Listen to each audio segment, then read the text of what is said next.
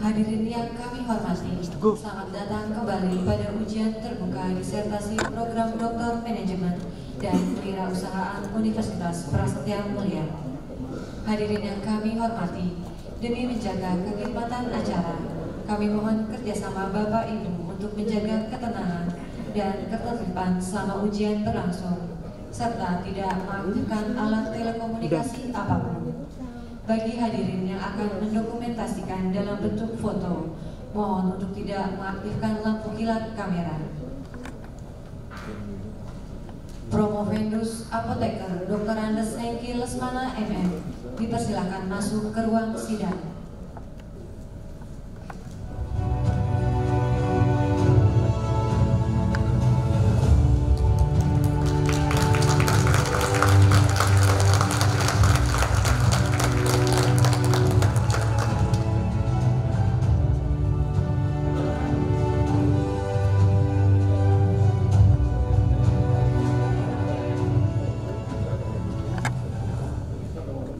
Tim penguji dipersilakan masuk ke ruang sidang. Hadirin dimohon berdiri.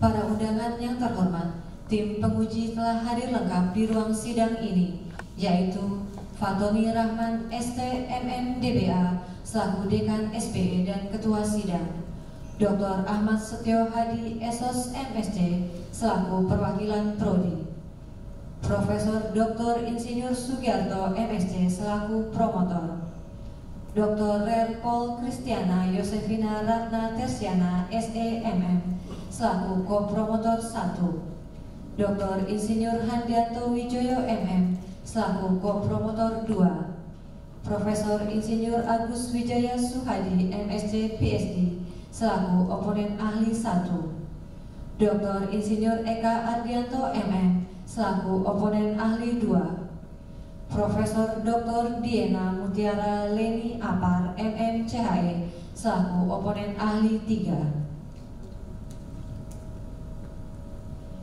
Doa pembukaan. Seluruh hadirin dipersilakan berdoa menurut agama dan kepercayaan masing-masing.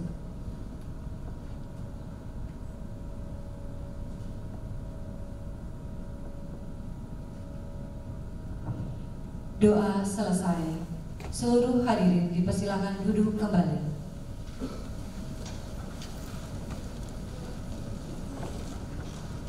Ujian untuk memperoleh gelar doktor dalam bidang ilmu manajemen dan kewirausahaan dimulai. Acara selanjutnya kami serahkan kepada Ketua Sidang.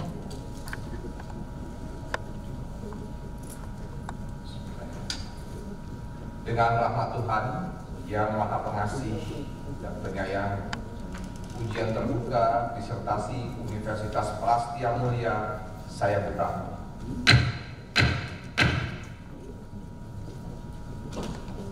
Saya persilahkan Saudara Apoteker Dr. Andes Hengki Lesmana MM untuk menyampaikan secara singkat dan ringkas inti dari disertasi saudara dalam waktu tidak lebih dari 15 menit.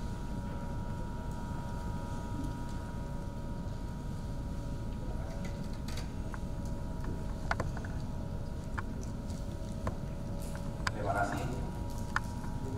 Yang terhormat Bapak Ketua Sidang, Bapak Fatoni Rahman DBE, perkenankan saya untuk menyampaikan ringkasan inti dari disertasi saya.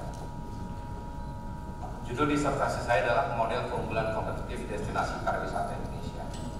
Sebelumnya perkenankan saya untuk menayangkan video singkat tentang destinasi wisata Indonesia.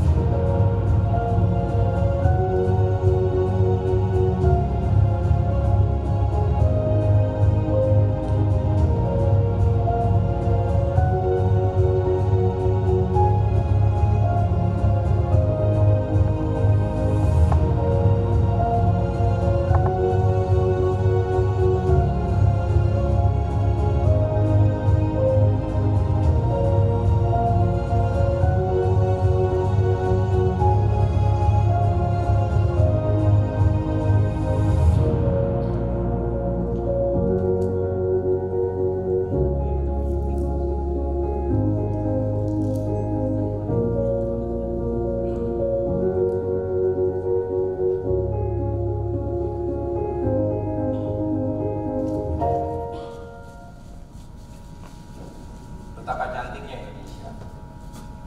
Film singkat tadi hanya menayangkan 6 destinasi dari ratusan dan ribuan pesona destinasi yang tersebar di Indonesia, mulai dari Sabang hingga Merauke, dari Pulau Miangas hingga Pulau. Indonesia adalah merupakan salah satu destinasi yang luar biasa menarik bagi para wisatawan dunia.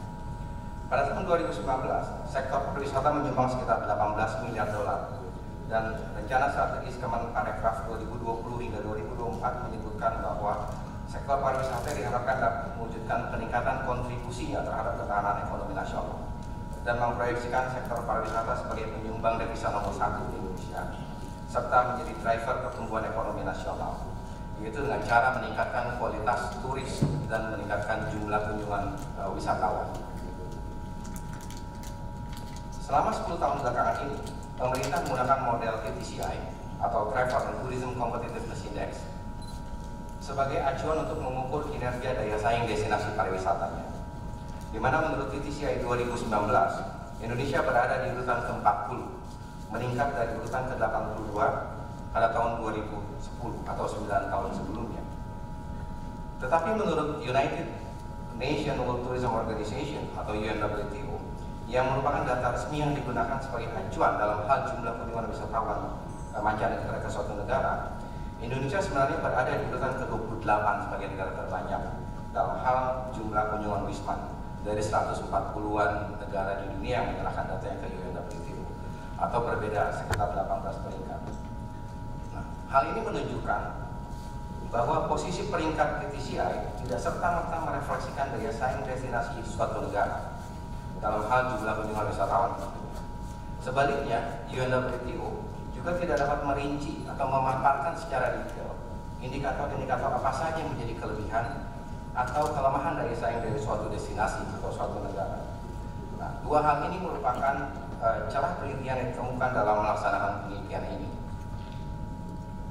Sehingga peneliti memandang perlu adanya sebuah model alternatif yang dapat digunakan oleh pemangku kebijakan untuk mengukur kinerja daya saing destinasi pariwisata Indonesia yang sesuai dengan keunikan karakteristik geografis, demografis, dan sosioekonomis Indonesia.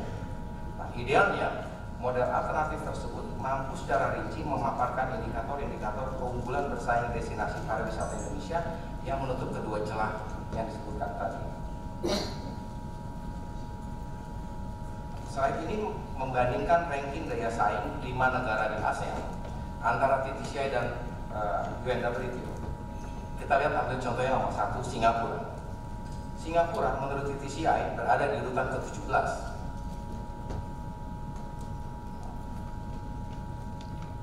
Berada di urutan ke-17. Tetapi menurut pemeringkatan UNWTO sebenarnya adalah berada di urutan ke-29. Hal yang sama terjadi dengan Malaysia. Malaysia menurut data resmi UNWTO adalah negara 13 terbesar dalam hal kunjungan wisatawan dengan 26,1 juta wisman. Tetapi menurut TTCI berada di urutan ke-29. Thailand adalah negara terbesar di ASEAN dalam hal jumlah kunjungan wisatawan, urutan ke-7 di dunia dengan hampir 40 juta wisman. Tetapi menurut TTCI ada di urutan ke-31. Hal yang sama terjadi di Indonesia dan Vietnam. Menurut TTCI, Indonesia tadi disebutkan berada di ranking ke-40, tetapi sebenarnya menurut data resmi UNWTO adalah berada di urutan ke-28. Sehingga hal ini membuktikan bahwa TTCI atau ranking TTCI tidak merefleksikan daya saing destinasi pariwisata secara suatu negara sesuai dengan apa yang ditemukan oleh UNWTO.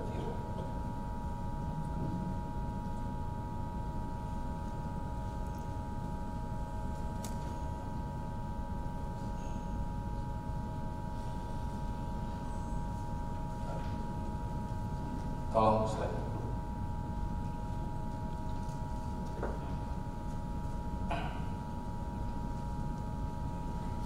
Maaf.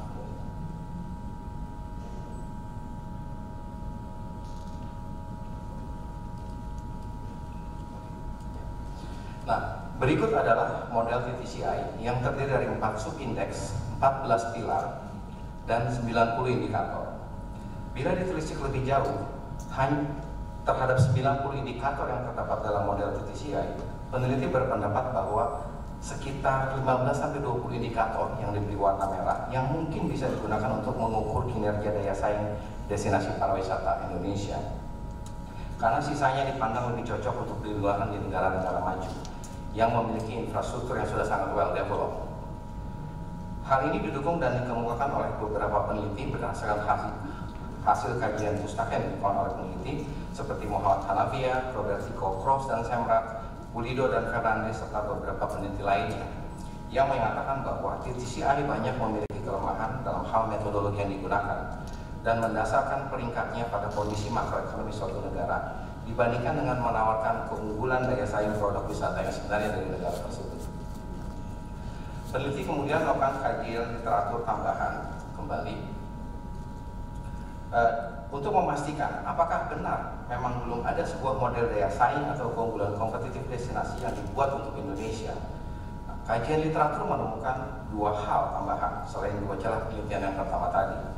Pertama, penelitian terdahulu lebih berfokus pada aspek atau faktor-faktor tertentu saja dari bahasan tentang daya saing destinasi, sehingga peneliti memandang perlu untuk melakukan suatu kajian yang komprehensif yang dapat merumuskan sebuah keunggulan kompetitif destinasi wisata Indonesia secara multidimensi dan sesuai dengan karakteristik geografis, demografis, dan sosioekonomis Indonesia. Yang kedua, kebanyakan model daya saing yang ditemukan belum melibatkan irisan pandangan dari kedua sisi yang berkepentingan, yaitu sisi pemangku kepentingan dan pelaku usaha sebagai produsen, serta sisi wisatawan sebagai konsumen. 84% penelitian TDC terdahulu, Tourism Destination Competitive, terdahulu dilakukan hanya pada sisi pemangku kepentingan, sedangkan 14% penelitian TDC terdahulu dilakukan pada sisi wisatawan saja. Meskipun ada 4% yang melibatkan pandangan kedua sisi, tetapi itu pun dilakukan hanya dengan cara mengadopsi indikator-indikator yang sudah ada di literatur, tapi tidak membangunnya dari awal. Atas dasar celah penelitian yang ditemukan di atas, maka inilah alasan mengapa penelitian ini dilakukan. Jadi peneliti mendasarkan pada Grand Theory Quarters, Diamond Model dan Competitive Advantage of the Nations sekitar tahun 1985 dan 1990 yang kemudian diadopsi oleh 2 model TDC yang terkenal. Yang pertama kali dicetuskan oleh Calgary, yang dicetuskan oleh Profesor Claude Sandici pada tahun 1959 dan kemudian diperkaya dengan integrated model oleh Profesor Dwyer dan Kim pada tahun 2003 yang dari Australia. Atas dasar kedua teori inilah kemudian peneliti mengeksplorasi indikator-indikator berdasarkan dari banyak literatur. Pertama, peneliti mengadopsi dari Goffey dan Kukuleli, ini adalah Sustainability Tourism Destination Competitive Model. Kemudian juga dari model Competitiveness Monitoring yang diprakarsai oleh Goruchun dan Sugiarto, yang kemudian ini diadopsi menjadi model TTCI. Kemudian juga digunakan TTCI sebagai referensi dan beberapa indikator yang dijadikan dipakai diadopsi. Kemudian juga ada event tourism berdasarkan teori dari special event dari Gates tahun 2008. Nah, eksplorasi indikator-indikator yang dilakukan peneliti pertama menemukan bahwa ada early model. Peneliti berhasil mendapatkan sekitar 18 dimensi dengan 93 indikator. Kemudian dari hasil FGD yang dilakukan di Bali dan Danau Toba, itu itu diperkaya lagi kemudian dengan safety dan security berdasarkan laporan dari Fitch and BOM, Eco and Cultural Tourism di Kalimantan oleh Lubis dan kawan-kawan tahun 2009, dan juga berdasarkan pada Renstra Kemenparekraf tahun 2020. Sehingga kemudian dari hasil itu peneliti mendapatkan satu advance model yang akan digunakan sebagai pijakan untuk mendapatkan model dari sisi demand dan selanjutnya, yaitu sekitar 18 dimensi dengan 102 indikatornya. Nah, atas dasar itu kemudian peneliti mencoba merumuskan sebuah model keunggulan kompetitif destinasi pariwisata yang dibangun secara multidimensi dengan melibatkan berbagai macam indikator dimensi daya saing destinasi yang sesuai dengan konteks lokal. Hal ini penting karena Indonesia memiliki keunikan geografis, demografis, dan sosioekonomis yang berbeda dari negara lain, di mana model TTCI tidak dapat sepenuhnya diterapkan di Indonesia. Model ini dibangun berdasarkan atas pendekatan irisan atau interseksi pendapat dari sisi pemangku kepentingan dan sisi wisatawan, dengan tujuan untuk mendapatkan pemahaman yang lebih kokoh terhadap model yang dibangun. Penelitian ini dilakukan terhadap 6 destinasi utama di Indonesia, Bali, dan 5 destinasi super prioritas seperti yang ditetapkan oleh pemerintah, yaitu Danau Toba, kawasan Candi Borobudur Prambanan, Lombok Mandalika, Labuan Bajo Komodo, Manado, Likupang, dan Bitung. Lebih lanjut, model yang terbentuk tersebut kemudian akan diuji kinerjanya dengan cara melihat pengaruhnya terhadap variabel kepuasan wisatawan, kebahagiaan subjektif, dan perilaku loyalitas wisatawan dalam hal keinginan untuk berkunjung kembali dan keinginan untuk merekomendasikan destinasi kepada orang lain. Nah, ini adalah konsep awalnya. Jadi peneliti akan mendapatkan pendapat, mengumpulkan pendapat dari sisi supply dan juga dari sisi demand. Kemudian kita akan iris pendapat tersebut dengan menggunakan beberapa metodologi. Secara ringkas, ini adalah research process. Jadi ada 2 studi besar yang dibagi atas sekitar 10 tahapan proses penelitian. Mulai dari early model menjadi advanced model, kemudian advanced model dilakukan secara kuantitatif, disebar kuesioner ke 6 destinasi, kemudian kuesioner dari supply juga kemudian divalidasi ke demand side dan sebagainya, sehingga kemudian kita mendapatkan measurement dan structural model di kemudian hari.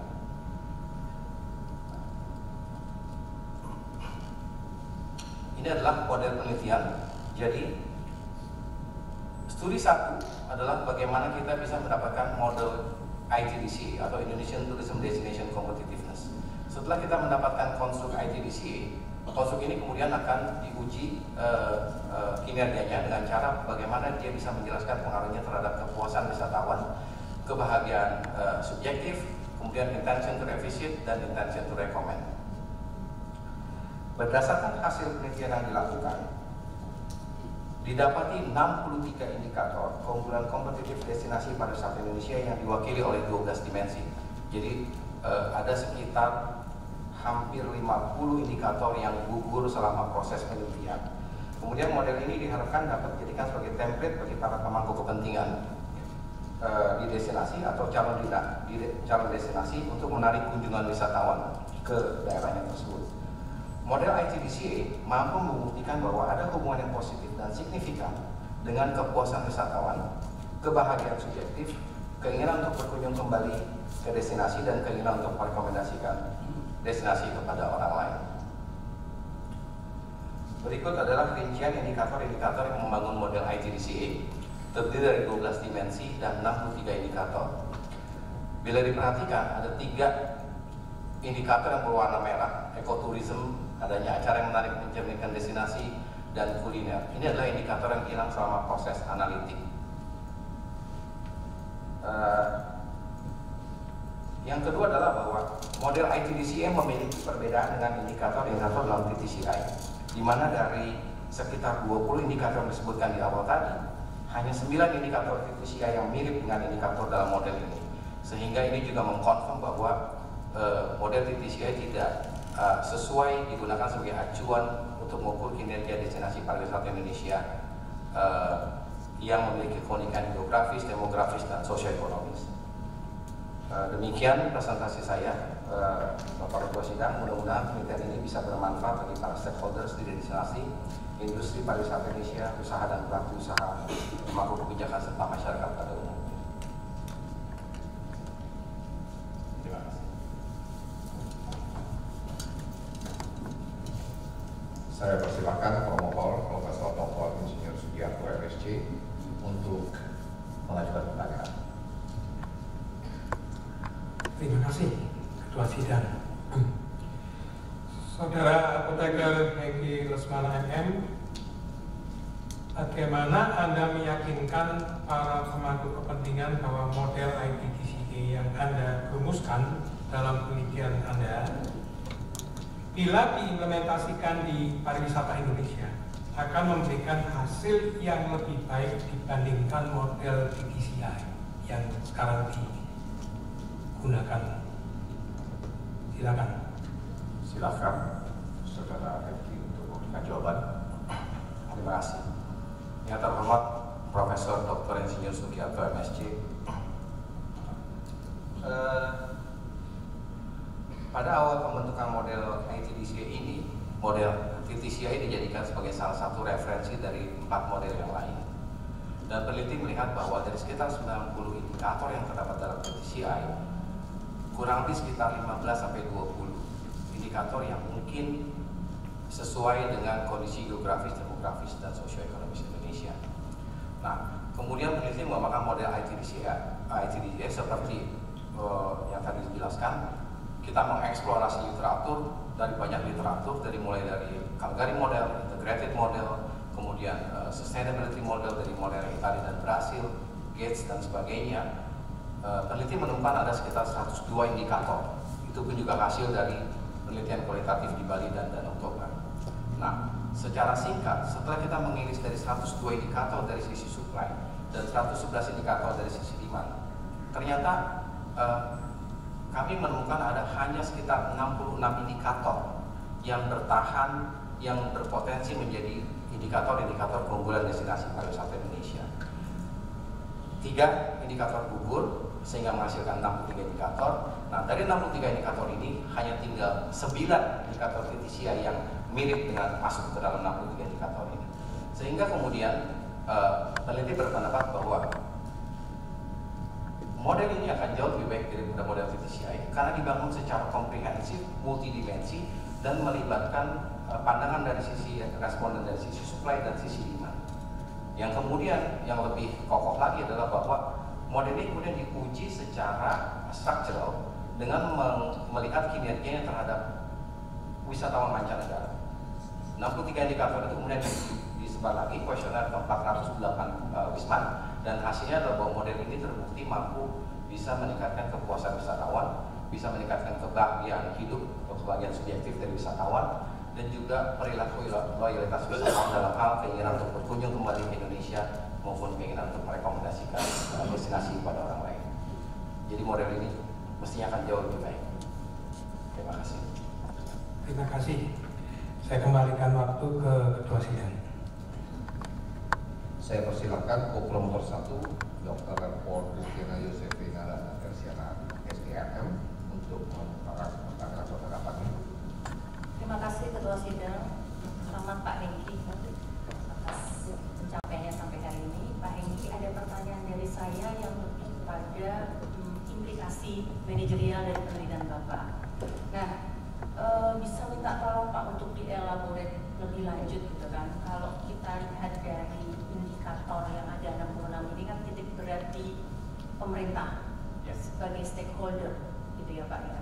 Nah, sementara Bapak juga menguji di studi 2 Bapak itu bagaimana indikator itu nantinya mempengaruhi wisatawan itu dari kepuasan wisatawan dan akhirnya revisit intention, rekomendasi. Nah, dari perspektif Bapak, kira-kira dari indikator 66 itu bagaimana para pebisnis itu nantinya bisa menggunakan gitu ya, atau paling tidak memanfaatkan dari hasil temuan Pak Hengki tersebut. Silakan Pak Hengki. Silakan Pak Hengki untuk Yang terhormat Ibu Dr. Paul Christiane Yosefina. Ya, pertama model ini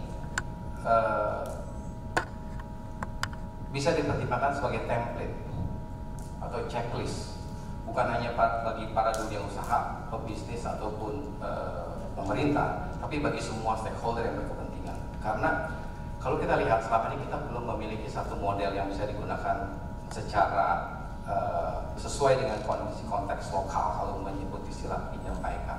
Nah, sehingga dengan adanya checklist ini, semua stakeholders bisa kemudian mulai mengidentifikasi ulang sebenarnya apa indikator-indikator keunggulan destinasi, indikator-indikator keunggulan kompetitif destinasi yang ada di daerahnya masing-masing, dan kemudian mengkombinasi dengan kearifan lokal. Nah, setelah itu ditemukan, maka mereka akan mulai memadukan dengan sumber daya yang dimiliki. Dengan cara begitu, mereka akan terjadi optimalisasi sumber daya yang digunakan dengan cara mengalihkan fokus perhatian dari sumber daya yang tidak prioritas, yang tidak bisa meningkatkan kepuasan wisatawan atau kunjungan kembali, ke indikator-indikator yang bisa meningkatkan kepuasan wisatawan dan sebagainya. Dengan cara ini maka terjadi efisiensi, tetapi kita mendapatkan hasil yang lebih efektif untuk semua kepentingan.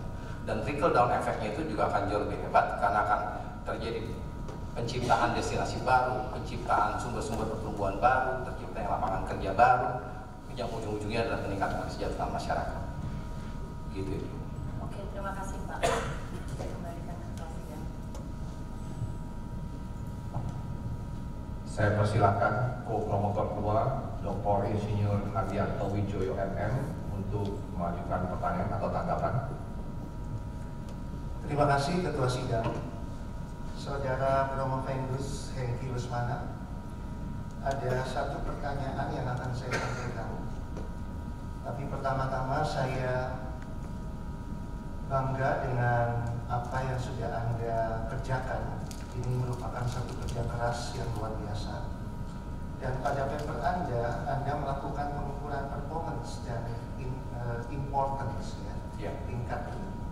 Nah, mungkin bisa dijelaskan lebih lanjut dari 12 dimensi yang Anda temukan pada akhirnya, di manakah terjadi gap yang cukup besar, relatif besar dibandingkan dengan yang lain, antara performance dan important.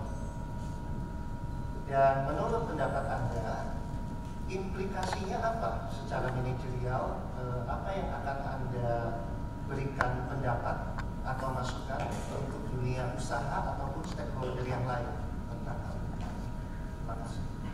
Silakan Saudara Hengki Rusmana untuk memberikan tanggapan. Yang terhormat Dr. Hardianto Wijoyo MM, terima kasih atas pertanyaannya. Jadi memang metodologi IPA ini digunakan untuk mereduksi indikator-indikator ke arah yang lebih selektif, yaitu indikator-indikator yang berada di kuadran B dan kuadran A.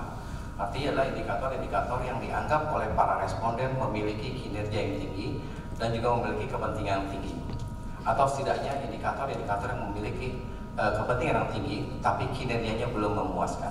Gitu kan?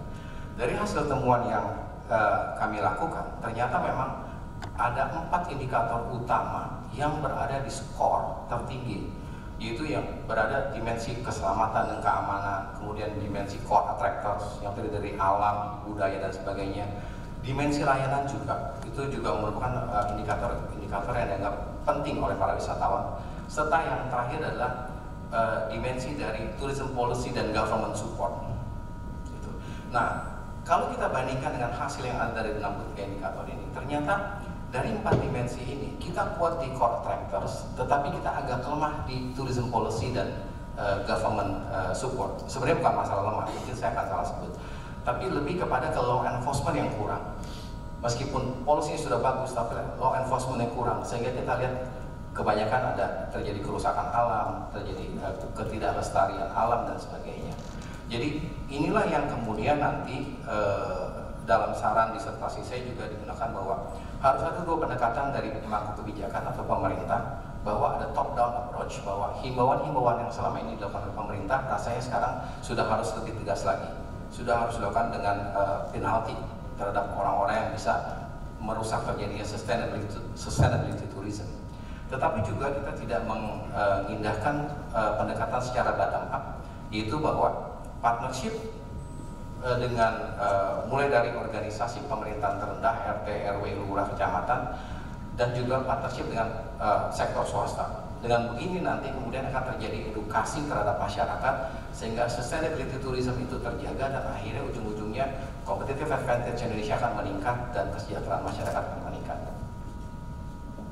Begitu Pak. Terima kasih. Baik, terima kasih untuk jawabannya. Saya kembalikan lagi ke ketua sidang. Saya persilahkan oponen ahli 1, Profesor Insinyur Agus Wijaya Suhadi, MSc, PhD, untuk mengajukan pertanyaan. Terima kasih Ketua Sidang. Ya, pertama selamat untuk Pak Hengki ya Mas, sudah sampai di tahap terakhir dalam penyelesaian program Dr. di Prasetya Mulia. Cuma ada satu yang menarik Pak Hengki ya, dari model yang didevelop ya.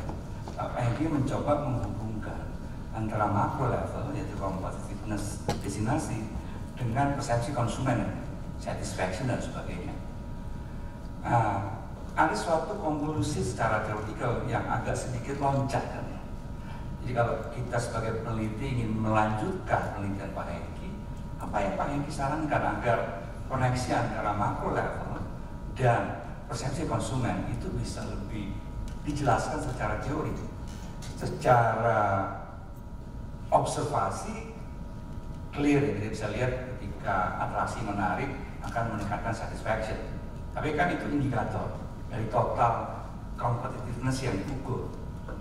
Jadi ada satu step yang mungkin menjadi sesuatu yang menarik ketika peneliti akan dilanjutkan oleh peneliti berikutnya. Apa yang Pak Hengki sarankan untuk menggunakan model yang sudah baik sekali ya, yang sudah dirumuskan oleh Pak Hengki agar ini bisa dilanjutkan kepada peneliti berikutnya.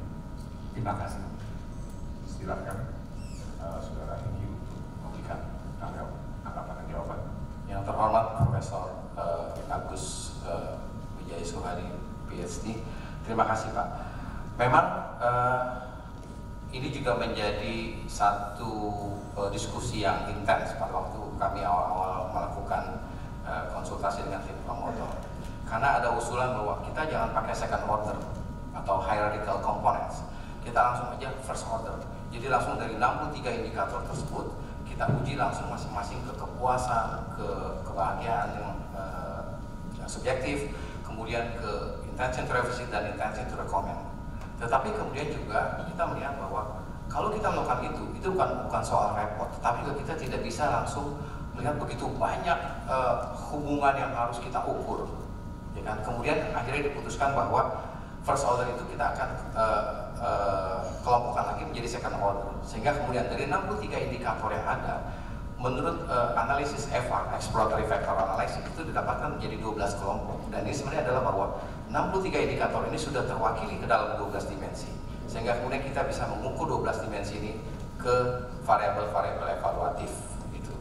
Itulah jadi mengapa model ini kemudian dilakukan, jadi dari variatif dari second order dimension ke variabel evaluatif. Jadi merujuk ke pertanyaan Prof. Agus, apa saran penelitiannya? Mungkin ke depannya, kalau kita ingin mendapatkan indikator-indikator yang memang detail, indikator-indikator mana yang bisa menjadi keunggulan kompetitif Indonesia yang lebih baik, mungkin kita akan lakukan mungkin dari tiap 2 dimensi atau tiap 1 dimensi, tapi kita lakukan secara first order. Dari situ kita akan lihat bahwa oh inilah indikator yang kita harus jaga dan ini indikator yang harus kita perbaiki ke depannya. Begitu Prof. Oke, terima kasih Pak Hengki. Saya kembalikan.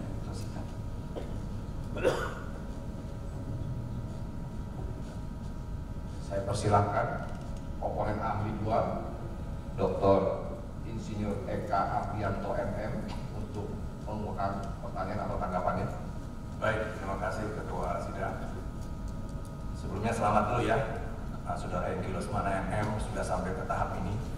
Terima kasih Pak. Oke, saya mulai dari posisi Anda untuk mengkritisi model-model sebelumnya. Contohnya di sini di TCI di halaman 49. Di situ dikatakan bahwa destinasi pariwisata sangat bervariasi dan negara berkompetisi untuk mendapatkan segmen pasar yang berbeda.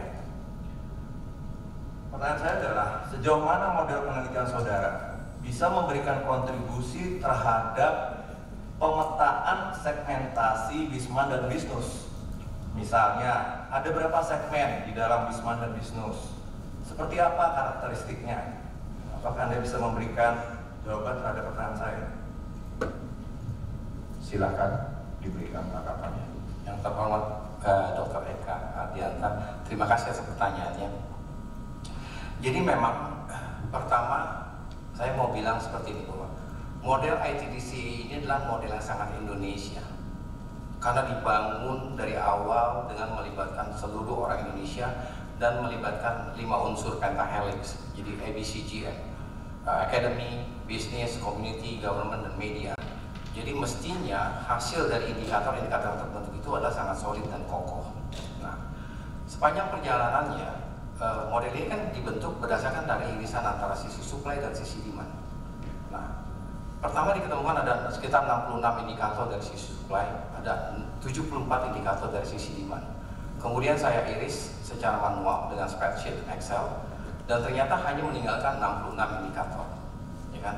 Nah, irisan itu bukan hanya dilakukan antara sisi supply dan sisi demand, karena sisi demandnya terdiri dari 2 jenis responden, satu Wisnus dan satu Wisman. Nah, selama irisan inilah kemudian saya ketemukan bahwa ternyata ada perbedaan preferensi antara wisatawan mancanegara dan wisatawan Nusantara. Dan itu ada di halaman ini, saya lupa.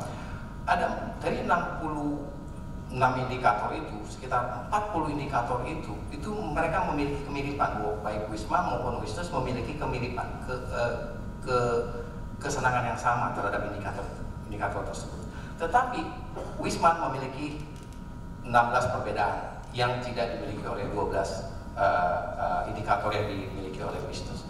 Sehingga di sini kemudian saya menyarankan bahwa bila kedepannya ingin melakukan atau membuat satu model buat destinasi, itu harus dilakukan dengan model destinasi setempat. Tidak boleh dilakukan secara 6 destinasi atau 10 destinasi, karena Indonesia memiliki, tiap destinasi Indonesia memiliki keunikannya masing-masing.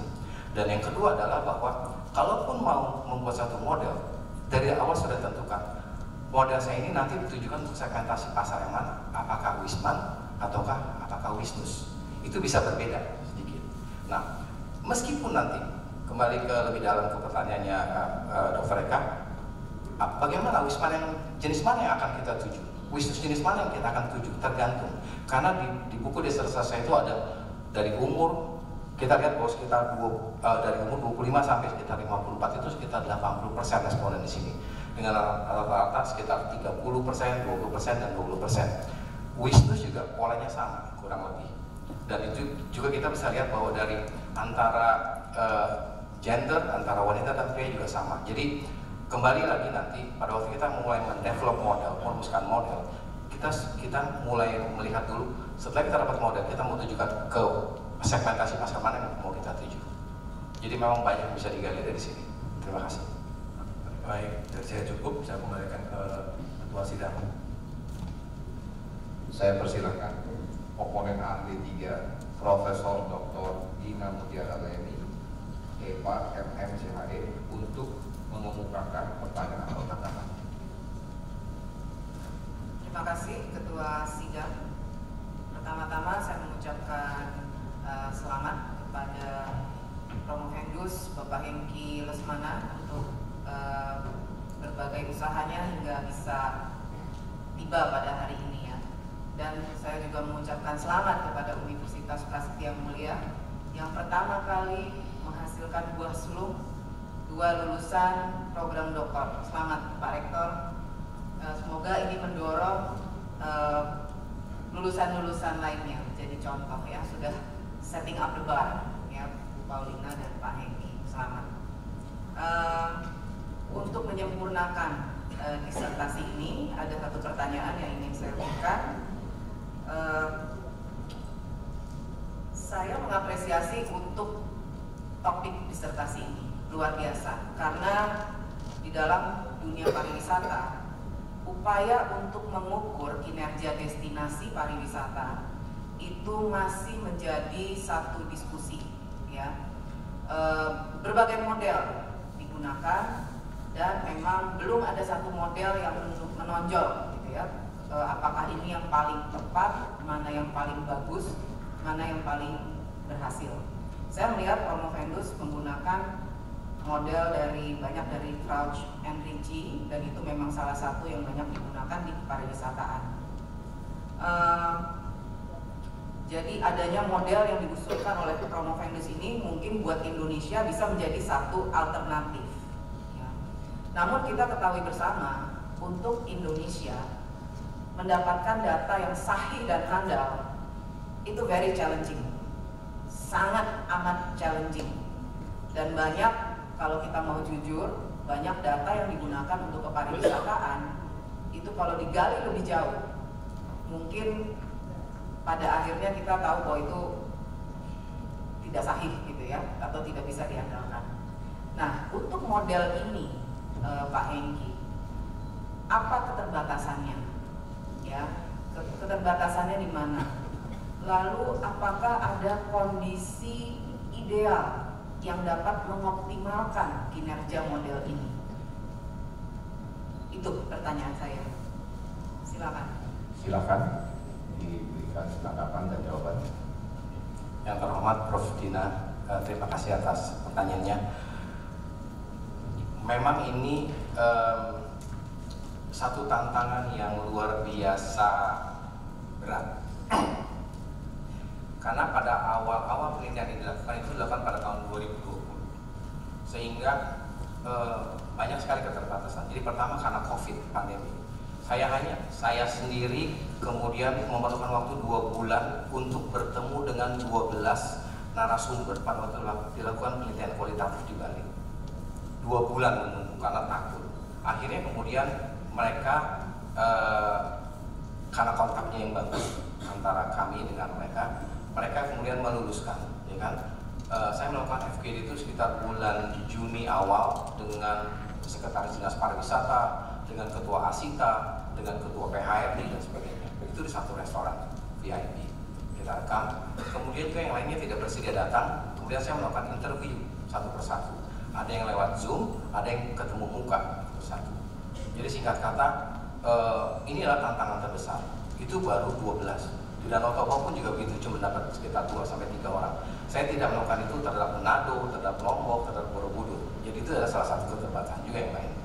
Yang kedua, sebenarnya adalah pada waktu saya sudah mendapatkan 102 indikator, kita mulai menyebar secara kuantitatif ke 6 destinasi. Sama juga, karena dari 6 destinasi yang dituju, saya hanya mendapatkan sekitar 190 responden dari sisi supply. Yang berbeda sekali dengan sisi demand. Sisi demand itu bisa mendapatkan sampai 800. Jadi pada sisi demand pun juga begitu. Jadi kalau sisi demand dari wisatawan Nusantara, saya melakukannya melalui email dengan harapan bahwa kita kontak lagi gampang. Sehingga kalau misalnya ada vision question yang tidak lengkap, kita bisa minta lagi. Tapi untuk sisi wisatawan mancanegara itu dilakukan secara face to face dengan cara memprint out questionnaire yang ada. Jadi memang dengan segala keterbatasan yang ada, penelitian ini melibatkan sekitar 1.500 responden. Dan menurut peneliti, ini adalah hasil maksimal yang dapat dilakukan selama 2 tahun penelitian ini dilakukan. Sehingga ke depannya banyak saran-saran yang memang dilakukan. Misalnya, kalau kita mau fokus meneliti, mungkin kita hanya fokus pada satu destinasi. Kembali lagi bahwa tiap destinasi Indonesia itu sangat menarik. Sehingga kita bisa mengumpulkan dengan FGD, dengan in-depth interview, dan kemudian kita lanjutkan dengan kuantitatif questionnaire ke jumlah responden yang lebih banyak. Begitu juga sebaliknya ke sisi demand. Jadi memang mungkin seperti itu, Prof. Jadi kita harus dengan metode yang confidence sampling atau snowballing effect itu adalah yang terbaik yang dilakukan selama masa pandemi kemarin.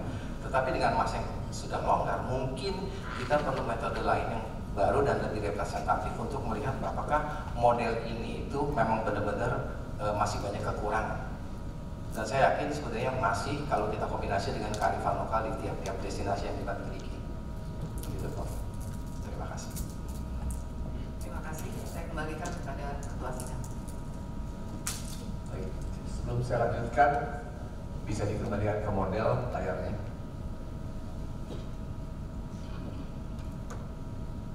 Baik, terima kasih. Saya persilakan perwakilan Prodi Dr. Ahmad Setio Hadi, Esos MSc, untuk mengajukan pertanyaan atau tanggapan. Baik, terima kasih Saudara Ketua Sidang. Saudara Promovedus, terima kasih sudah menghadirkan di hadapan kami karya disertasi yang sangat komprehensif. Diskusi saya adalah mengenai seberapa jauh hasil pengukuran ITDCA terhadap keunggulan kompetitif destinasi pariwisata Indonesia nantinya turut berkontribusi pada pelembagaan para pemangku pariwisata di dalam industri pariwisata di Indonesia. Silakan diberikan tanggapannya. Yang terhormat Dr. Ahmad Syedhadi, memang ini menjadi tantangan ke depan dan sebenarnya ini sudah peneliti tuliskan juga dalam disertasi sebagai saran untuk penelitian mendatang bahwa sebaiknya akan ada penelitian lanjutan untuk melihat sebenarnya implementasi dari model ITDCA secara real nanti di lapangan. Gitu. Karena kalau kita lihat keterbatasan dalam penelitian ini, model ITDCA yang ada ini hanya diuji secara variabel dengan Wismanto, tapi kita tidak mengujinya kepada sisi pemangku kepentingan. Apakah itu pelaku usaha, dunia usaha, maupun pemangku kebijakan pemerintah. Sehingga saya tidak bisa menjawab seberapa besar peran ini nanti, karena ini dibutuhkan penelitian lanjutan untuk memastikan bahwa apakah ini memang secara real mudah untuk dipraktekkan dan mudah dipahami. Sehingga kemudian nanti entah ada penyempurnaan atau ada penelitian lanjutan yang bisa kemudian setidaknya Indonesia akan punya satu model yang bisa menuntun kita untuk meningkatkan competitive advantage ke depan bersaing dengan nggak usah Asia atau Eropa, tapi juga sesama negara ASEAN lain seperti Thailand dan Malaysia. Begitu, Dr. Ahmad. Terima kasih. Baik, terima kasih Saudara Pramono. Saya kembalikan kepada Saudara Ketua Sidang. Baik, kita lanjutkan karena ini adalah sidang terbuka. Untuk itu saya meminta perwakilan dari audiens. Saya mohon kesediaan Dr. Adrian Teja untuk memberikan pertanyaan. Terima kasih Ketua Sidang. Selamat Pak Hengki. Ya, di sini background saya adalah di bidang ekonomi dan keuangan. Jadi kita akan membahas dari aspek itu. Nah, tadi Pak Hengki menemukan bahwa dan menyampaikan bahwa ada 4 dimensi terbesar yang paling penting, ya. Dan saya berharap bisa suatu waktu Pak Hengki dan Bu Paulina dipanggil kementerian. Nah, kalau ditanya sarannya Pak, kira-kira dengan anggaran pariwisata dan ekonomi kreatif di 2023 ini yang sekitar 3,38 triliun, 4 dimensi ini Bapak akan minta berapa Pak uang yang akan dialokasikan untuk mengembangkan 4 dimensi penting ini Pak? Silakan Pak. Silakan diberi tanggapan. Yang terhormat Dr. Adrian, terima kasih atas pertanyaannya. Susah ini kalau bicara soal duit, Pak. Tetapi saya menjawab seperti ini, Pak Adrian. Untuk mendapatkan hasil yang efektif, itu kan dibutuhkan satu strategi yang tepat sebenarnya. Strategi yang tepat itu memang perlu biaya, tetapi tidak semata-mata biaya itu yang menjadi senjata utamanya. Saya melihat bahwa sebenarnya ada sesuatu yang terjadi pada formulasi strategi. Karena kan kita selalu membandingkan antara internal resource apa yang kita miliki untuk menghadapi external resources yang ada di pasar, benar kan? Nah, kalau kita tidak bisa membaca external resources yang ada, bagaimana kita bisa mulai mengoptimalisasi internal resources yang ada sebenarnya? Sehingga kemudian saya berharap bahwa model ini nanti itu akan menuntun pemangku kebijakan untuk mulai melirik kembali, mereview kembali, mengkaji ulang sebenarnya indikator-indikator apa yang diperlukan untuk meningkatkan keunggulan destinasi wisata Indonesia. Kalau itu sudah kita ketemukan, kita mulai mendukung dari bottom up, ya kan? Kalau kita hitung soal budget, sebenarnya kita kalah sama Malaysia jauh, gitu. Tapi kalau kita sudah punya indikator-indikator, kita kalau dalam satu dimensi, mungkin kita akan fokus. Jadi optimalisasi sumber daya itu perlu untuk fokus pada indikator-indikator yang meningkatkan kepuasan wisatawan dan mengalihkan dari indikator yang tidak penting dianggap wisatawan. Gitu. Jadi jumlah budget saya tidak bisa jawab, tapi sebenarnya performance Indonesia tidak jelek. Kalau kita bicara dari 15 negara terbesar jumlah kunjungan wisatawan, nomor 1 itu Spanyol, nomor 2 itu Amerika. Jumlah spending yang dilakukan oleh para wisman terhadap Indonesia itu adalah sekitar $1.100 itu tuh setara dengan Jerman. Di dunia yang tertinggi itu adalah 2.450 itu Amerika. Jadi setiap wisman buang 2.500 ke Amerika. Tetapi Indonesia itu masih jauh lebih unggul dibandingkan China, Italia, Turki, Meksiko, Austria, bahkan Malaysia. Karena spendingnya cuma 758. Sehingga sekarang yang diperlukan adalah tinggal optimalisasi sumber daya yang ada, formulasi strategi yang tepat, maka kita akan di sana. Itu jawaban saya, Pak. Terima kasih.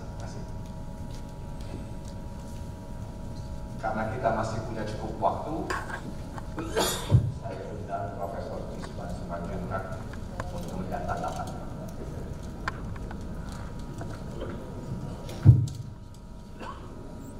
Terima kasih Pak Ketua Sidang. Yang pertama, kita jangan memacu turisme terlalu kencang. Lupakan turisme menjadi penyumbang nomor 1 devisa.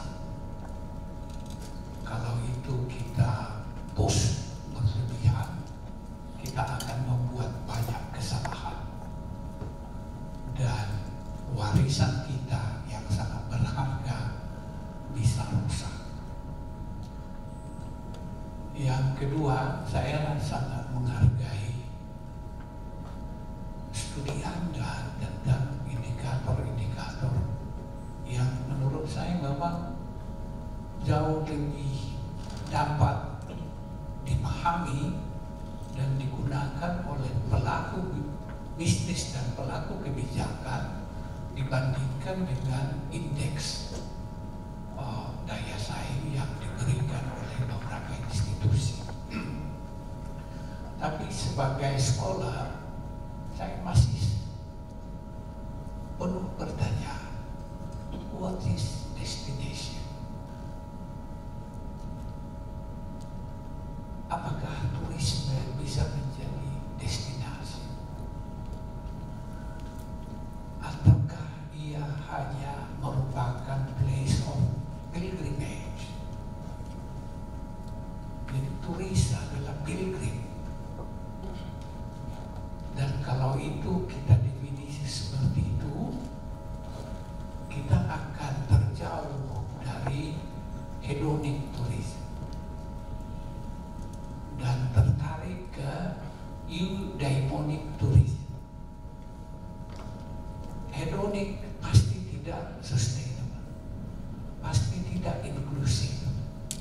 Eudaimonia menjanjikan sustainability and inclusivity. Implisit di dalam disertasi Anda menganjurkan diferensiasi sesama atau antar destinasi-destinasi.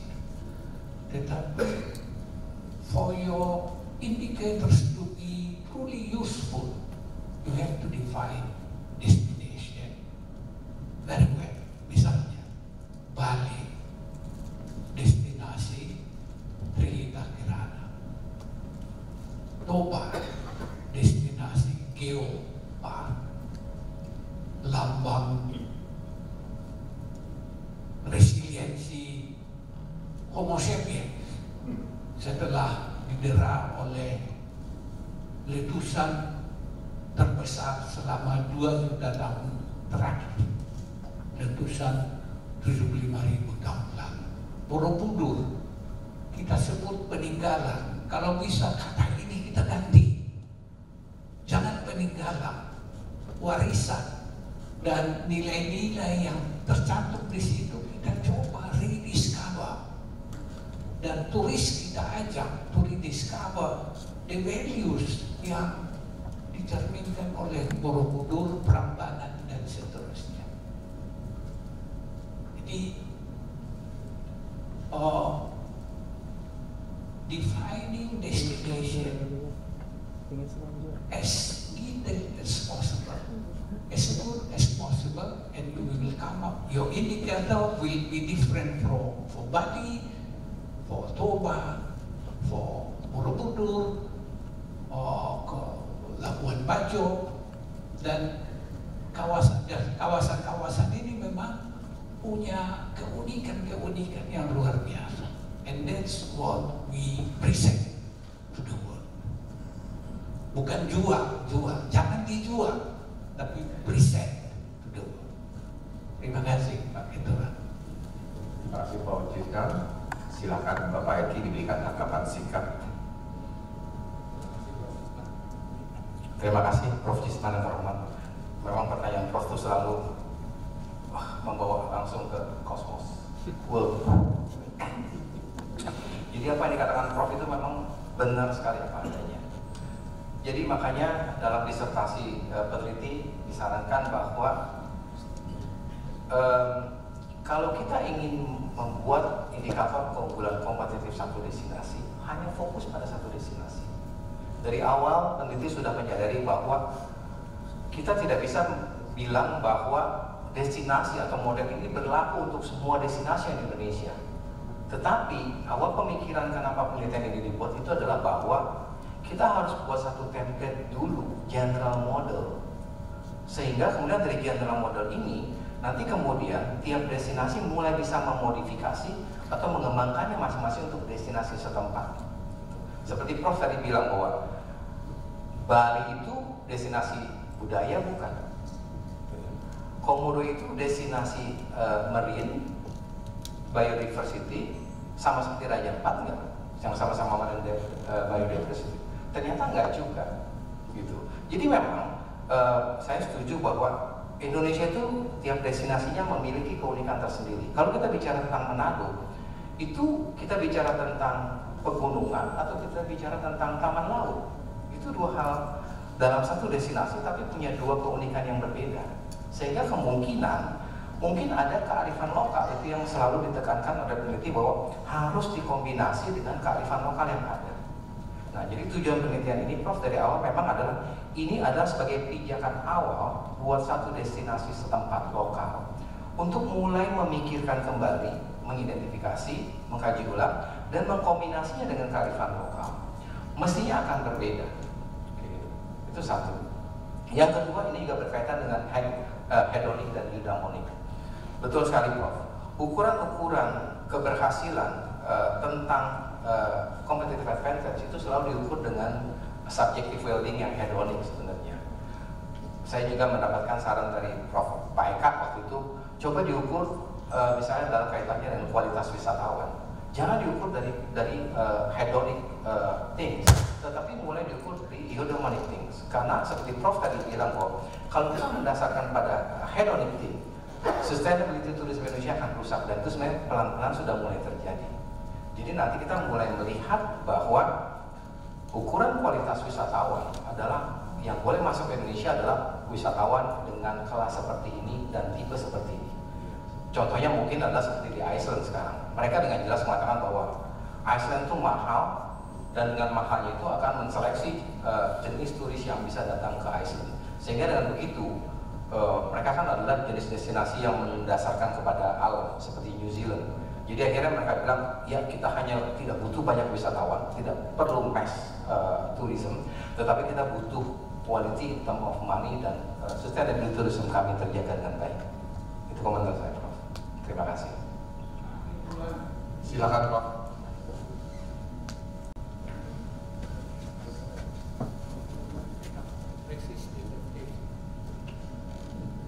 Saya usul Bung Hengki dan program studi Hospitality Prasetya Mulia memanfaatkan indikator-indikator ini menjadi toolkit pengukuran daya saing destinasi.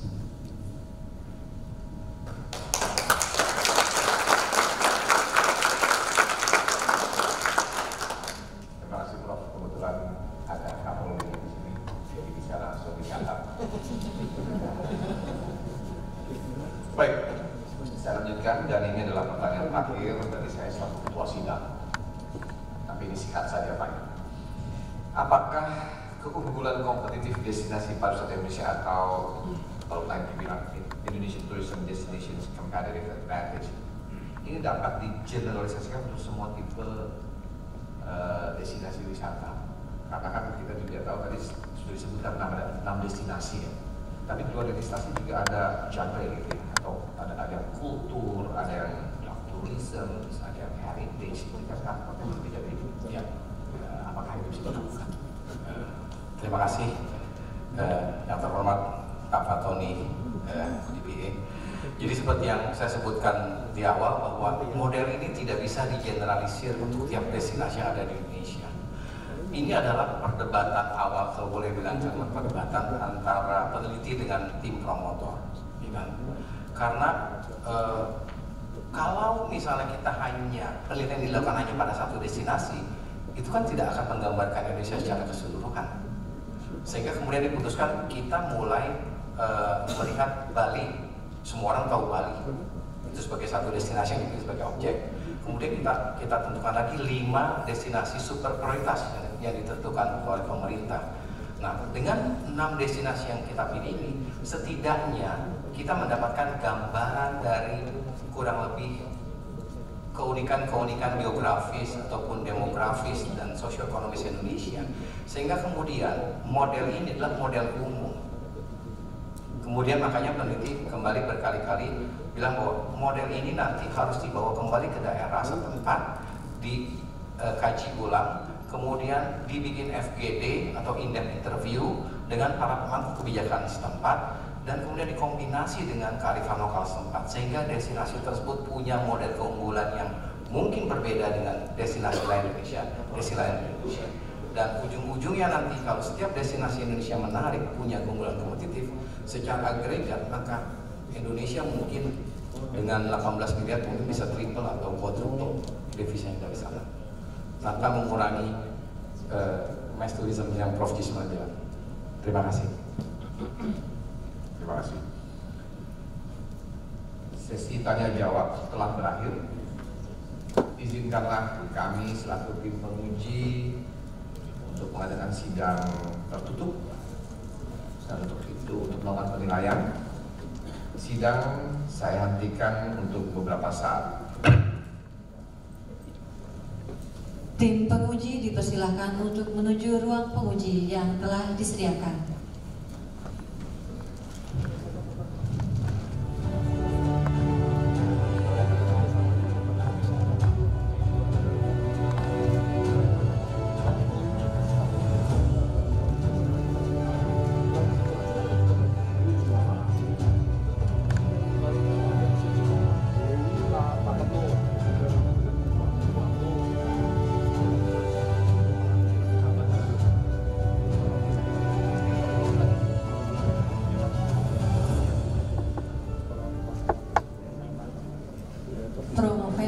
Apoteker Dr. Andes Hengki Lesmana MM dipersilakan meninggalkan ruang sidang dan menunggu di tempat yang telah disediakan.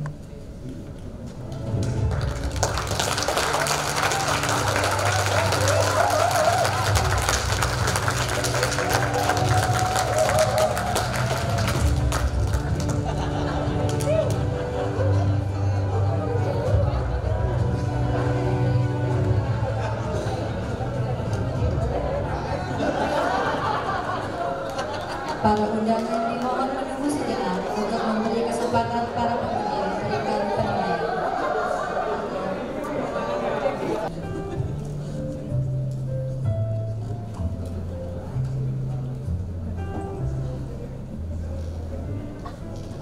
Para undangan yang terhormat, sidang ujian terbuka disertasi akan dilanjutkan kembali.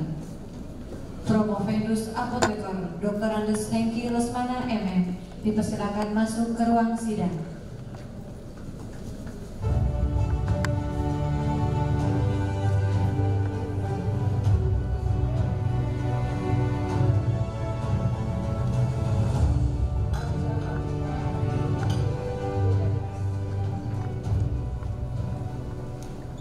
Tim penguji dipersilakan masuk ke ruang sidang. Hadirin dimohon berdiri.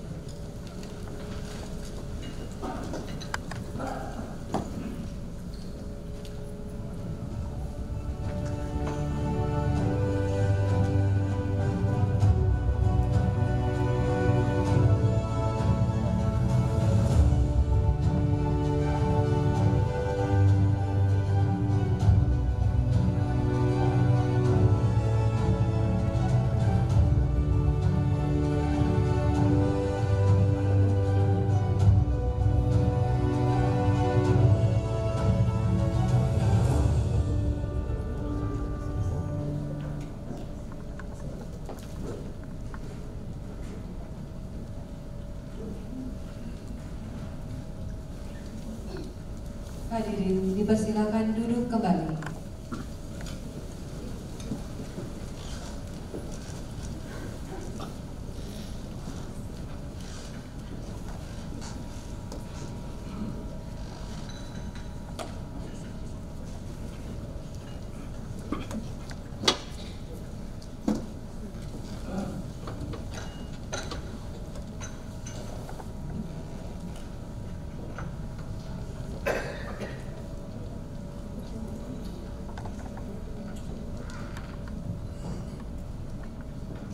Sidang ujian terbuka Universitas Prastia Mulia saya buka kembali.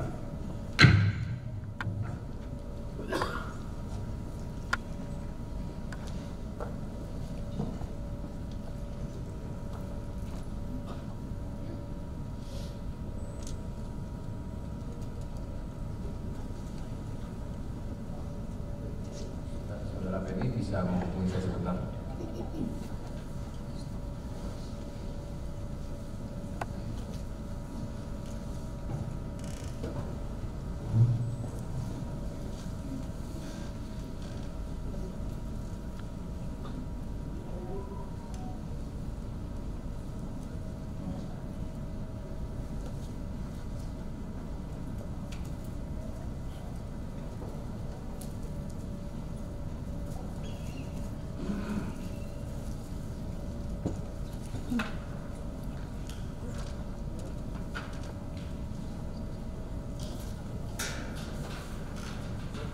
Saya mohon untuk sejenak.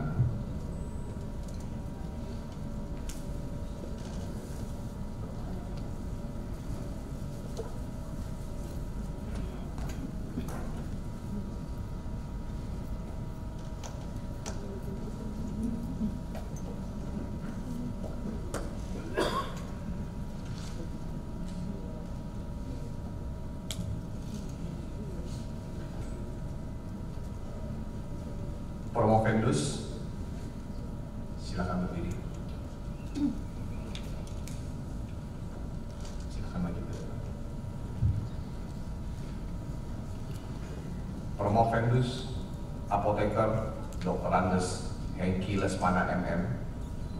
Kami telah mempelajari disertasi yang saudara ajukan, serta memperhatikan juga jawaban saudara atas pertanyaan dan tanggapan dari semua penguji. Tim promotor yang diketuai oleh Profesor Dr. Insinyur Sugiarto MSc telah menyampaikan keterangan mengenai pengembangan keahlian saudara, dan Ketua Program Studi Doktor Manajemen dan Kewirausahaan Universitas Prastia Mulia juga telah melaporkan hasil capaian dari serangkaian mata kuliah disertasi saudara. Berdasarkan itu semua, tim penguji menyatakan Promovendus Apoteker Dr. Andes Hengki Lesmana MM lulus ujian terbuka.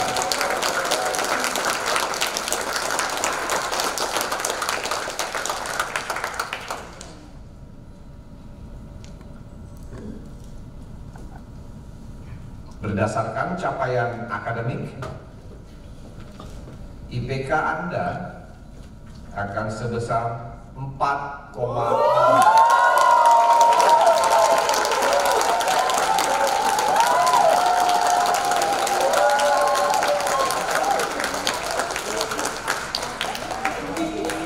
Dengan predikat level of distinctions summa cum laude.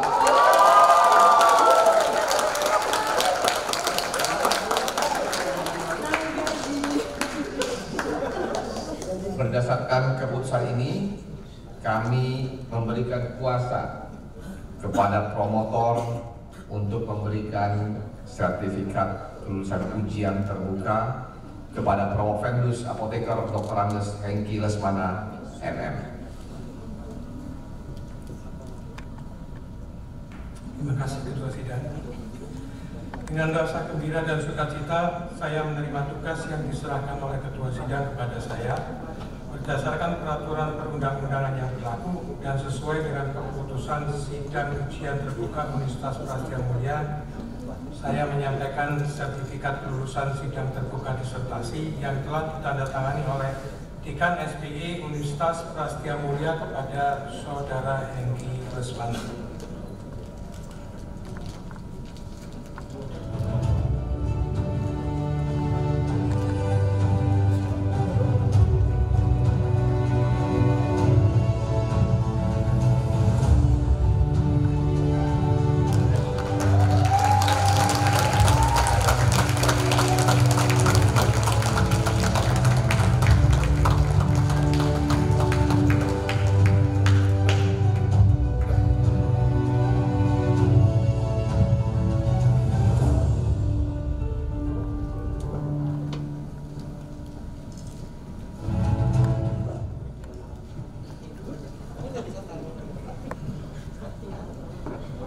Saudara Apoteker Dr. Andes Hengki Lesmana MM, saya ucapkan selamat atas perolehan gelar Doktor Manajemen dan Kewirausahaan.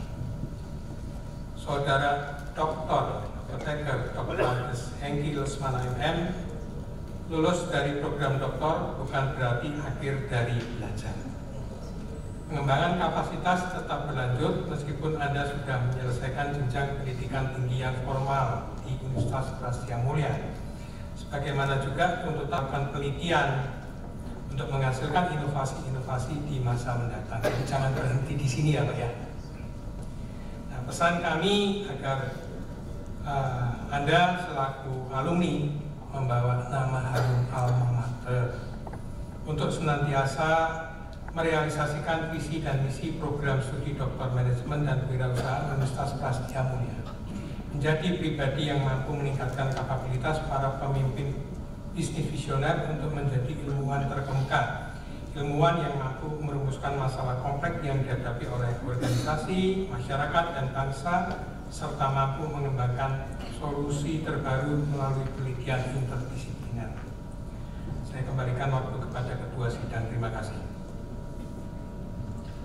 Sebelum menutup sidang ujian terbuka ini, saya sampaikan kepada hadirin sekalian bahwa Saudara Dr. Apoteker Dr. Andes Hengki Lesmana MM adalah doktor yang kedua lulusan program doktor Universitas Prasetya Mulia.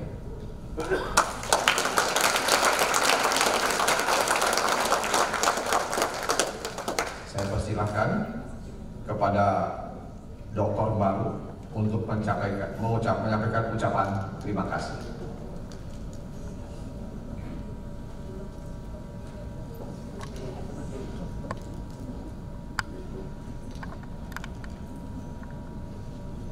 Lega rasanya. Ucapan terima kasih saya tentunya saya ucapkan kepada pihak yang membantu sama mulai dari awal kuliah sampai selesainya perkuliahan ini sampai lulus hari ini, terutama kepada segala pimpinan Universitas Prasetya Mulia, kemudian juga kepada Prof. Sugi yang selalu mengejar-ngejar, tidak ada hari tanpa deadline, ya kan?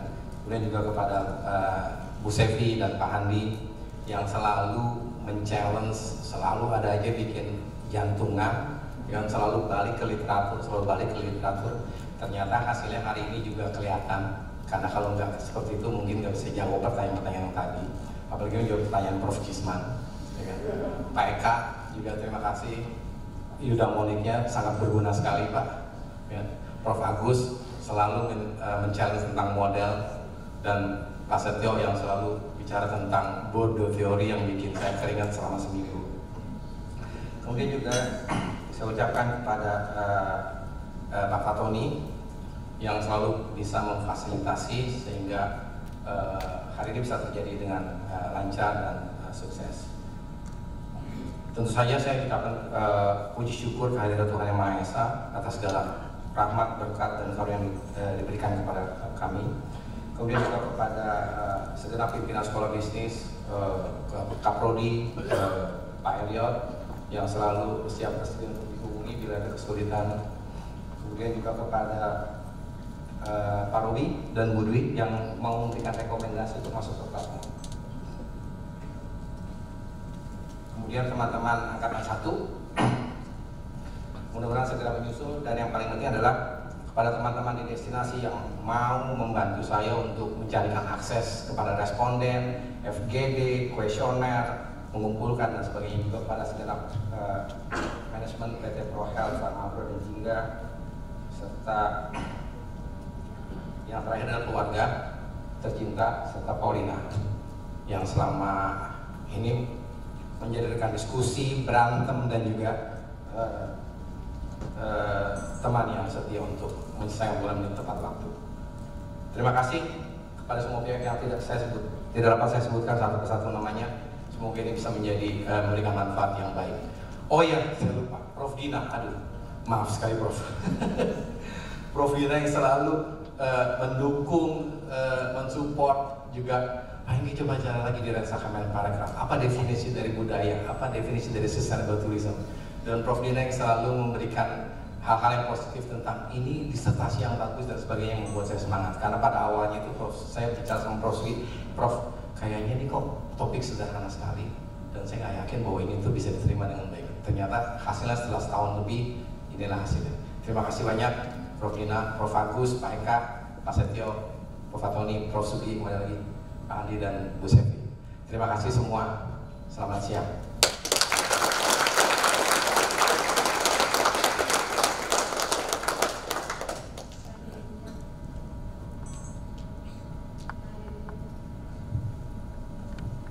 Hadirin yang terhormat, sebelum kita mengakhiri sidang hari ini, acara kita lanjutkan kepada sesi pemberian hand bouquet. Untuk itu, yang pertama kami undang Dr. Paulina untuk maju ke atas panggung. Dr. Paulina akan menerima hand bouquet yang akan diberikan oleh Wakil Rektor 4 Universitas Prastia Mulia. Untuk itu, kami undang Dr. Ida Juda untuk maju ke depan.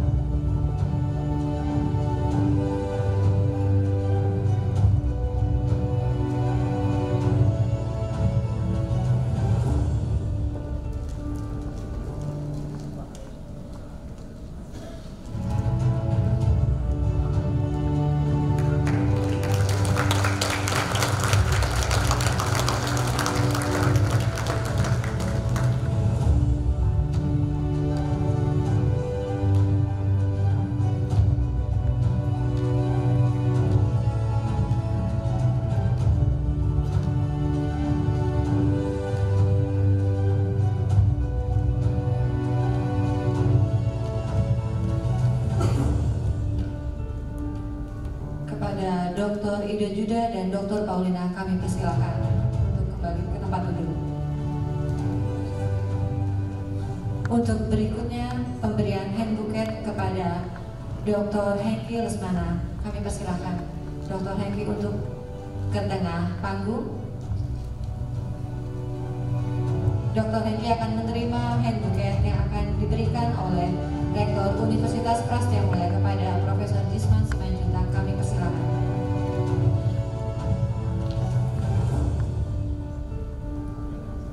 Prof.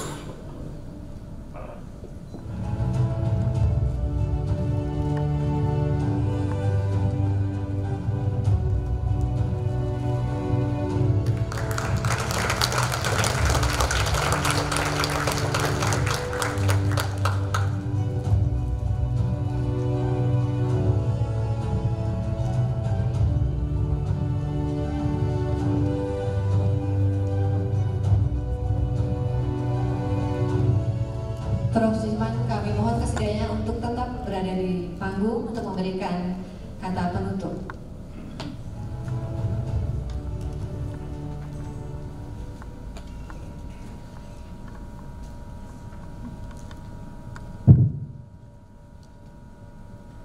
Dear Paulina, dear Hengki, welcome to our beloved alma mater, Prasetya Mulia. Anda adalah anak sulung alma mater kita untuk strata doktorat. Selamat.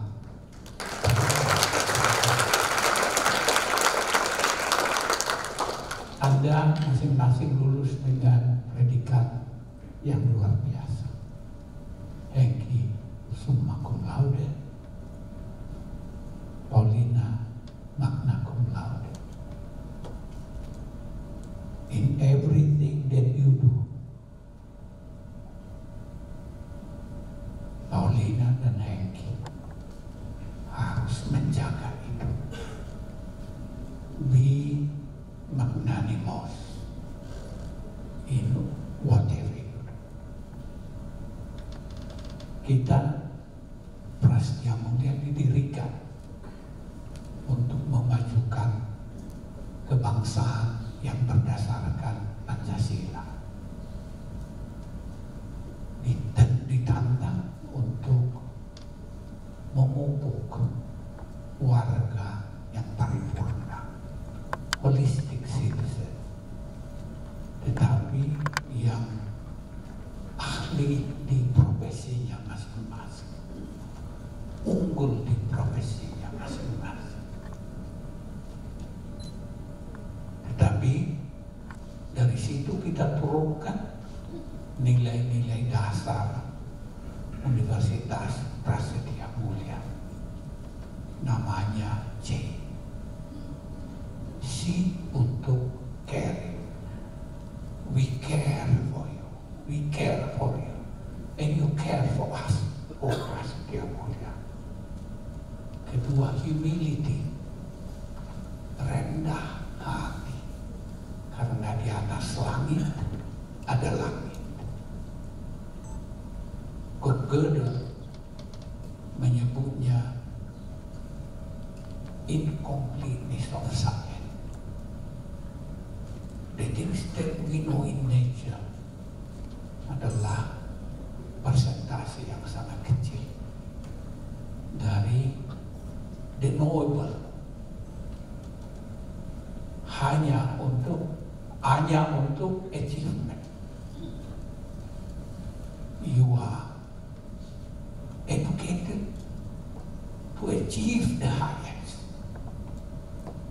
Rentang dirimu setinggi-tingginya. E stands for integrity. Do things in ethically integral. And N stands for non-discrimination.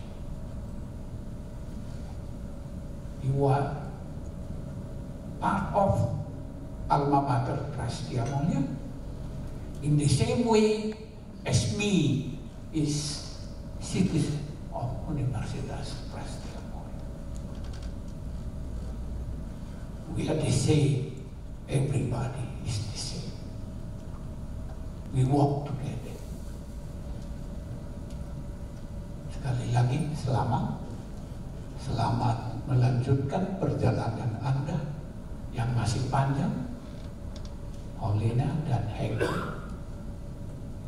Dan kepada hadirin, saya sangat berbahagia hari ini menyaksikan dua anggota Alma Mater Universitas Prasetya Mulia yang dalam acara hari ini berhasil membuktikan kemampuannya menjadi permata di antara warga Alma Mater Universitas Prasetya Mulia. Terima kasih atas kehadiran Anda. Terima kasih Profesor Dina. Kita belum jodoh ya. Sebagai Prasmul maksud saya. Kami pernah ngobrol, tapi ya begitulah Ibu Dina ya. Wherever we serve society, I think we hope for the best. Pak Sugi atas jasa untuk membimbing kedua dokter kita yang pertama. Pak Dekan, terima kasih dalam memimpin sidang ini dan mempersiapkan program doktoral kita.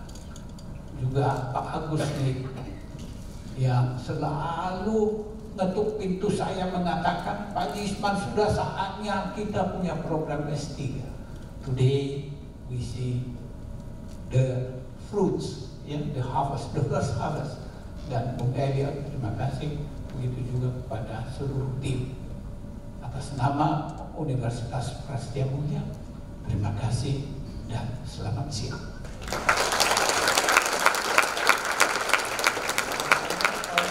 Kita foto bertiga, bukan sebagai Jisman, tetapi sebagai rektor.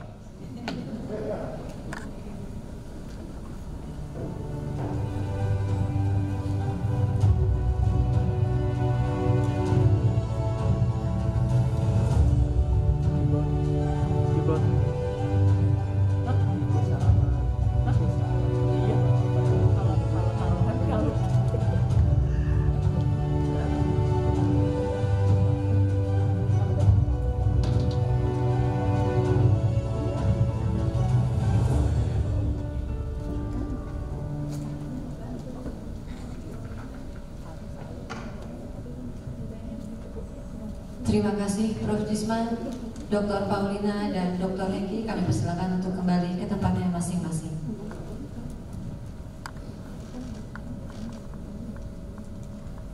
Acara selanjutnya kami serahkan kepada Ketua Sidang.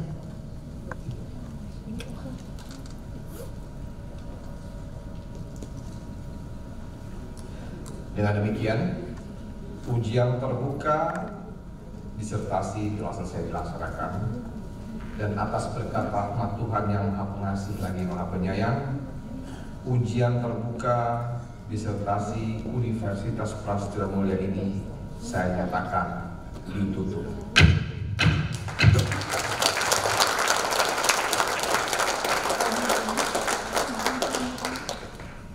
Doa penutup. Hadirin dimohon berdiri. Seluruh hadirin dipersilakan berdoa menurut agama dan kepercayaan masing-masing.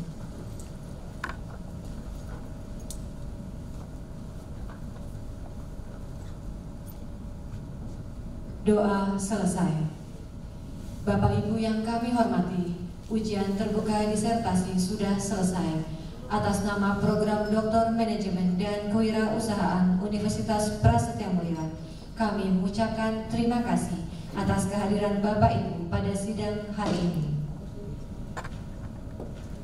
Tim penguji dipersilakan meninggalkan ruang sidang.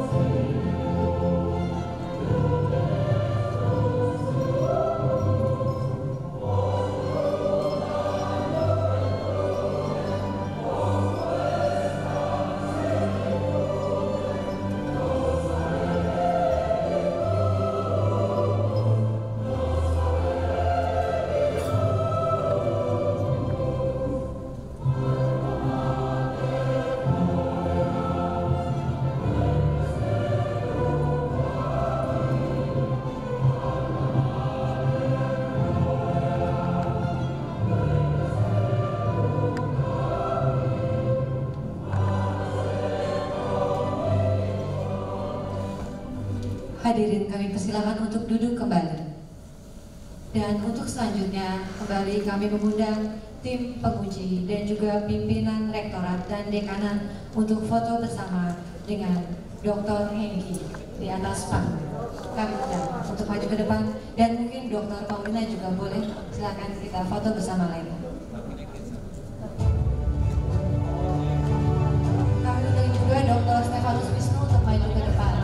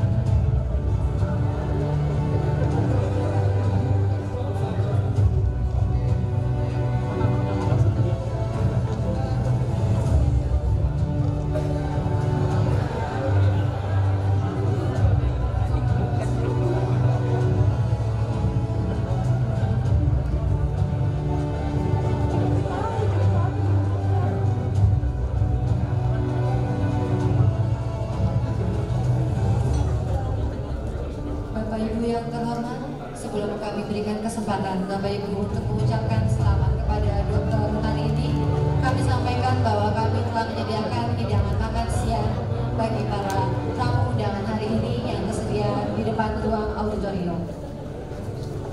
Dan berikutnya kami persilakan bagi Bapak Ibu untuk memberikan ucapan selamat kepada Dr. Hengki dan juga Dr. Paulina.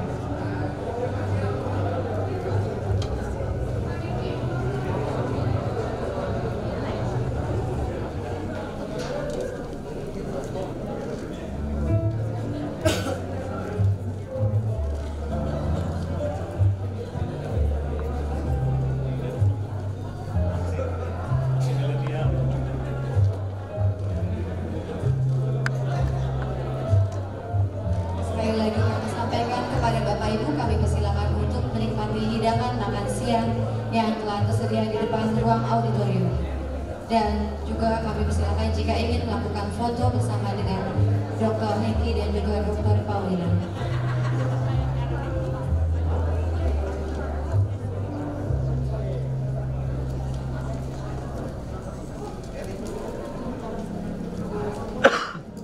Untuk tim penguji dan juga pimpinan rektorat, pimpinan dekanat, kami telah menyiapkan hidangan makan siang di lantai 2.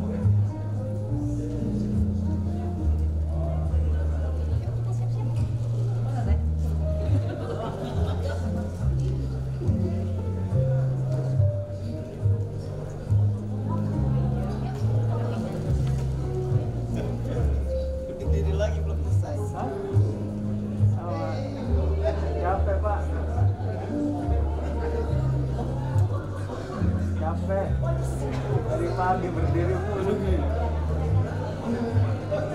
Lu nginep ya? Hah? Iya, di Papua.